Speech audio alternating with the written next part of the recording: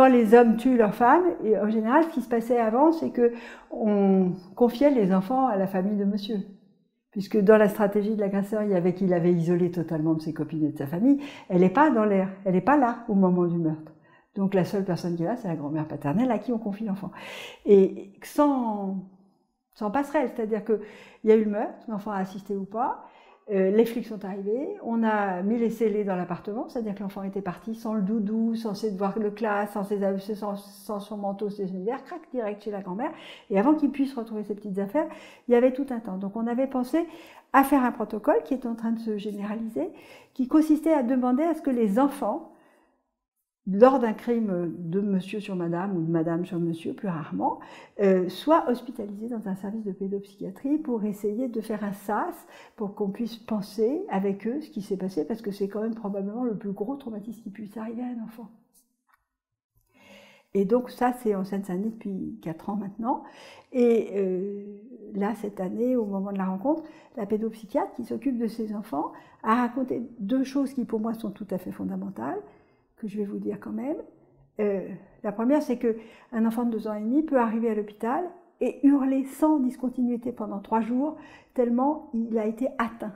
Et que c'est à force de contention douce et qu'il va pouvoir se calmer qu'on va pouvoir parler avec lui. Mais l'autre chose qui m'avait beaucoup impressionnée, c'est qu'un bébé de 14 mois qui n'a pas assisté au crime, 2 ans après, dessine la scène de crime. Ça veut dire que l'impact sur les enfants est absolument catastrophique et que si on ne les prend pas en charge, on va faire des enfants qui vont générer de la violence parce qu'elle n'a pas été pensée ni elle a une histoire dans leur tête. Et c'est pour ça que c'est extrêmement important de prendre en charge les enfants dès le meurtre. Puis, le regard qu'ils ont sur les enfants. Moi, j'ai suivi des personnes, un couple, je me souviens, où le mec passait son temps d'abord à tabasser sa femme et ensuite à la traiter, à dire qu'elle était incapable, qu'elle ne savait pas s'en occuper. Et bien, le bébé, qui était un bébé de 18 mois, d'abord c'était ce que j'appelle les bébés hurleurs. Ce bébé, il avait dans l'idée, mais très forte, que sa mère ne servait à rien du tout. Et quand je suis rentrée, quand j'ai récupéré ce bébé avec ce couple, et bien ce bébé qui dormait dans les bras de l'auxiliaire parce qu'il était épuisé, fatigué, etc., et qu'il avait été vraiment contenu 5 minutes, donc il dormait, dès que le couple est arrivé, la mère l'a pris dans les bras, il a tendu les bras vers le père, c'est-à-dire qu'elle a été niée et invalidée. Il va grandir sans mère, ou avec l'impression. Et ça, c'est extrêmement mauvais pour les bébés. Et donc, moi, je pense que en questionnant les parents sur cette violence conjugale, en montrant les dégâts que c'est, très rapidement et très profondément. Parmi les enfants hyperactifs, il y a 70% d'enfants victimes de violences conjugales, qui vont naître shootés, etc., donc un peu ralentis, et ça, on pourrait arrêter ça. Et je pense que de savoir à quel point il y a des dégâts importants pour l'enfant, sur sa santé, à supporter tout ça, un grand nombre de mères vont se mettre en route. Et c'est pour ça qu'on dit vraiment d'une façon très importante, protéger la mère, c'est protéger les enfants. Si elle n'a pas les jetons, elle va partir. Si elle n'a pas l'impression que, quand même, c'est important pour les enfants d'avoir un père, elle va partir. Et à ce moment-là, on va pouvoir quelque chose pour les enfants, à condition de ne pas dire, on oublie tout. Je me souviens d'une petite jeune fille qui était rentrée dans mon cabinet médical, et elle m'avait dit, je lui avais dit, qu'est-ce que tu veux? Elle m'avait dit, ben, la pilule. Et elle avait enchaîné, et puis, je suis hyper active, il va falloir m'expliquer longtemps, parce qu'en général, je ne comprends rien. Donc j'ai dit, voilà, on se connaît depuis 2 minutes, et tu es déjà en train de te traiter.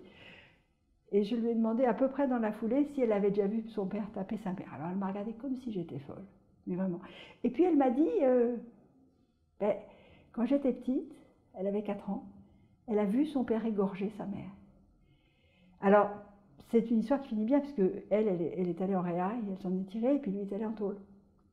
Et puis elle était professeure des écoles, donc elle a pris sa môme dans les bras, puis elle est allée faire une nouvelle vie, comme on dit. Et on n'en a plus parlé. Mais la petite fille, elle a des flashs de couteau, de sang, sans sens, comme on peut avoir quand on a un gros syndrome post-traumatique. Alors, ben, qu'est-ce que tu fais quand tu as l'angoisse, la peur, l'impression que tu vas mourir et puis que tu vois des couteaux et du sang? Et ben, tu piques la gomme de ta voisine, tu déconnes pour que quelque chose change tes idées. Et donc cette petite, tout d'un coup, La maîtresse l'a envoyée se faire soigner. Enfin, je veux dire, c'est ça, on a dit elle est hyperactive, elle est machin. Et donc, ils l'ont calmée, l'ont shootée pendant 12 ans. Et quand tu lui as expliqué ces mécanismes, etc., c'est assez simple à expliquer. Elle s'est apaisée, c'était très joli à voir. Et puis elle a dit, j'arrête les médicaments. Je lui ai dit, attends, on se calme, on a arrêté assez lentement. Mais c'est une petite jeune fille qui va très bien et qui n'a plus ces visions de couteau parce qu'elle sait ce que ça veut dire. Et au fond, cette maman, elle avait essayé de protéger sa fille en disant, on n'en parle plus, c'est trop affreux, etc. Mais ça tournait dans la tête des enfants. Je pense que penser que les enfants comprennent rien, ne voient rien, vont oublier, ça, c'est pourvoyeur de souffrances et de syndromes post-traumatiques massifs qui sont générateurs de violence pour l'avenir. Et donc, si je voulais prendre en charge et faire de la prévention auprès des enfants, c'est d'abord parler, poser les questions, montrer aux parents à quel point ces violences dont ils pensent que ça ne les concerne pas les enfants attaquent profondément les enfants. Et ça va permettre aux mères de se mettre en route, ou à nous si elles n'ont pas la force. Eh bien, la genèse de la violence, c'est la violence. C'est pas la télé, c'est pas machin, c'est avoir connu la violence dans sa chair ou dans sa maison. Par exemple, moi, mes gamins agresseurs sexuels, 90% ont été, eux, maltraités, 30% ont été, eux, agressés sexuellement, mais 65% ont vu papa tabasser maman. C'est comme ça qu'on pense, qu'on apprend la violence. Comment on apprend la violence? Je regarde comment papa a fait, c'est pas la meilleure idée. Donc, dans les familles de dinosaures, on a des dinosaures. Et si on veut s'en sortir, il faut avoir eu, à un moment donné, la pensée que ça te faisait beaucoup de peine, que c'était pas juste, et que tu n'as pas envie de ça. Et à ce moment-là, bien sûr que tu ne seras plus un dinosaure. Et ça, c'est parfaitement courageux et difficile. Il faut se solidariser avec l'enfant qui a été victime. Et ça, c'est très difficile. Parce que des fois, on oublie.